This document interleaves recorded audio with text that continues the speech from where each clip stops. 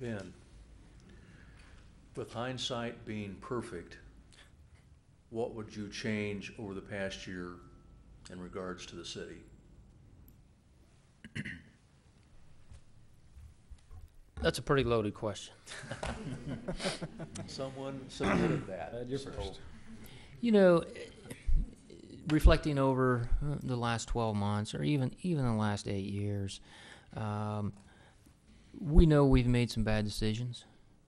Everybody does. We do the best they can with the information that's on hand and readily available.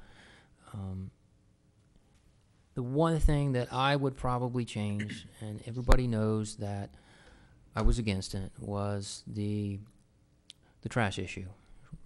We didn't go so far as franchising trash, but we basically mandated recycling. Is that good for the environment? Absolutely. Should we be doing it anyways? Absolutely. But do we really need our government to tell us, thou shalt? I expounded on the slippery slope reasons then to no avail, and that's fine. It is what it is. I would not have liked to see that pass. When you start looking back at it, thinking of the rationale and the reasoning that was employed to pass that, how easily it would be to employ that for something else, and then something else, and then something else. I just didn't agree with it. Flat didn't agree with it, and as a matter of fact, and Adam knows this story pretty well, he asked me what I did after that. I said, well, you know what? I went out and changed my trash service to somebody who wasn't the preferred hauler in the city, and that was my way of sticking it to the guy. Julie. Meaning myself. Well, to change something over the past year, we've definitely had a lot of, trials and tribulations, especially as a governing body over the past year. In all due kindness, I don't share that same. I am very happy of that decision with regards to the trash issue. I think maybe the thing that I would change would be communication. Maybe getting more facts out there as to regard to decisions that are being made at a city level, at a government level, as far as it impacting our city. Why are we making the decisions that we're making? Why does it have to be like this? You know, as I've visited with people, especially about the trash issue, very few people realize that our mill levy would be at risk at a county level if we didn't do something. Was it the right thing to do to just do the recycling and not the trash? That was the committee's recommendation. It was a committee that recommended that, and that's what we went with. I'm not disappointed in the decisions that we have made as a governing body.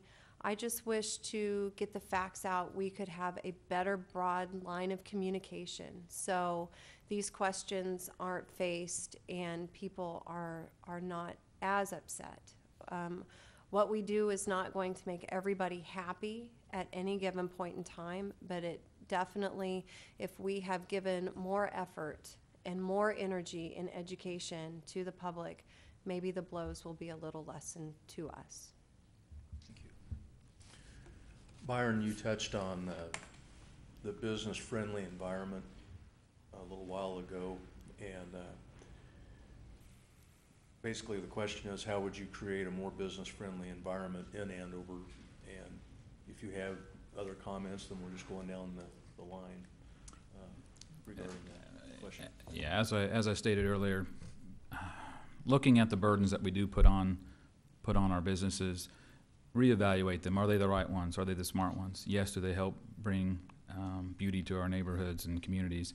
But do they, by dictating again what to plant, where to plant kind of thing, I have a problem with that. So I think for the most part, we have to lay the ground rules out of how to do business here in Andover. It's a balance between businesses and residents. And it's one that should coexist, and they should benefit from each other. And creating that playing field that keeps things beautiful but reduces red tape, that's what government can do. At the end of the day, government doesn't create jobs, other civic jobs, Bob, but we don't create jobs.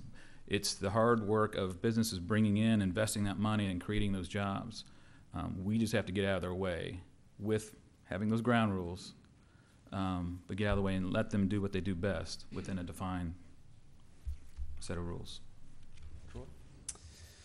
I certainly agree with Byron on his points, reevaluating the burdens of the business. He's brought it up before. I don't know if everyone knew, but in the past, sometimes on the Planning Commission, when new businesses wanted to do business, there were people that would say, well, you need to plant these trees in these spots and that kind of thing, which is insane for a government to force a business to do that. So certainly reevaluating those, although we have a beautiful city here anyway, and it's due to what we have done as far as making sure that the businesses look good, because you can bring industry here, and it could certainly take away from the look of the city. And I don't think anyone wants that. As far as it costing a lot of money to make that happen, perhaps the city can come up with ways to help them cover their costs somehow. I'm not really sure yet until I get into that. Another thing that I think would help would be if businesses saw that the chamber and the city was in sync. And when they came here, they could see that our city really wants businesses to work, and we work with all of the available groups within the city to make that happen. And in order for that to happen, the council and the chamber and the school system and the Rotary and everybody needs to be on the same page as far as how we all want the city to grow as far as business is concerned. Caroline? Would you repeat the question, please? Sure. How would you create a more business-friendly environment Okay. in Andover? More business friendly. Well, I'm not sure that I'm really the one to have that role, but certainly we want to, work with the groups that, again, everybody keeps saying. You want to have the chamber and the city, Rotary, the schools. I mean, I really think that you want to get everybody involved on what we can do to make this a welcoming location for business. And I would agree that there have been times when I think it's not necessarily council policy, but obviously we're behind the appointments of things, and I know there have been comments made that I would also agree that sometimes restrictions have seemed pretty absurd that are placed on businesses. I know sometimes it has reached the level of the council where we have made some decisions to lessen some of that burden. For example, everybody had to put in irrigation systems, and that's a requirement, and it was brought before us that when we were doing sidewalk widening, that these same businesses who were required to put in irrigation systems were now having their irrigation systems torn up, and we, the city, should pay for that, which we did agree to. So it is about communication. I mean, you have to keep talking to people, and if you feel as though you have a concern, you got to let that get out there and let the people know that you have that concern. I mean, the businesses have to do that. I mean, I'm hearing some comments tonight that I'm actually kind of baffled about. So I guess I'll have to be getting out there and saying, why haven't those people been coming to me telling me they're concerned? Julie, same question. How would you create a more business-friendly environment in Andover? I think by working with the city, with our Chamber of Commerce, with our other civic organizations, and developing a plan that will that we all can be happy with and live with. I do hear the same type of comments that businesses, it's so hard, there's so many restrictions, I want to add on, and they're just on my case consistently. I mean, who's on your case, what's on your case, come to us, talk to us. I think because we do hear it, it's just so hard to do business in Andover, and I'm going elsewhere. Why? Tell us why. Communication, obviously, that is such a huge key in any type of in any government. It's communication. Let's talk to those. Let's make it business friendly. Let's make it to where we don't we have empty strip malls for a reason, and I'm not quite sure why. I don't know if people just aren't moving here, or if they're frustrated, or have all the entities fallen behind the 8 ball. What have we not done? I'm not quite sure. But if we all can work together, let's get on the same page with our local chamber, with our Rotaries, with our schools, with our college, with everyone, and let's make it business friendly.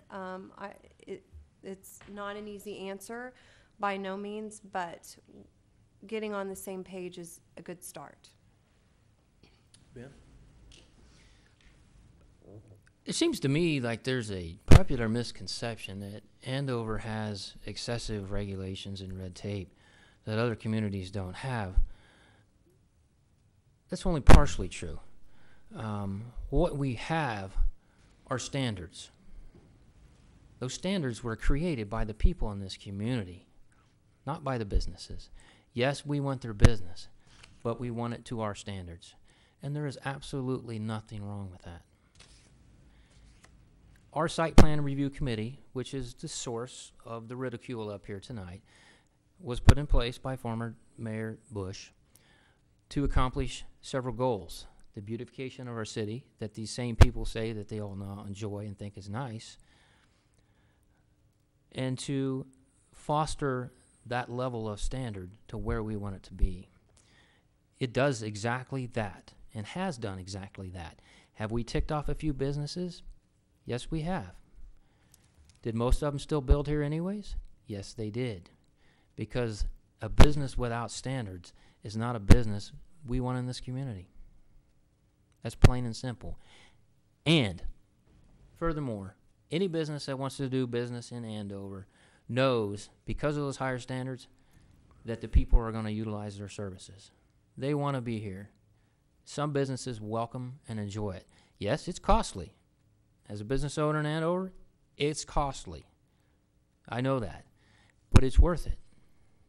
Because our community said this is what we want. And we got them that.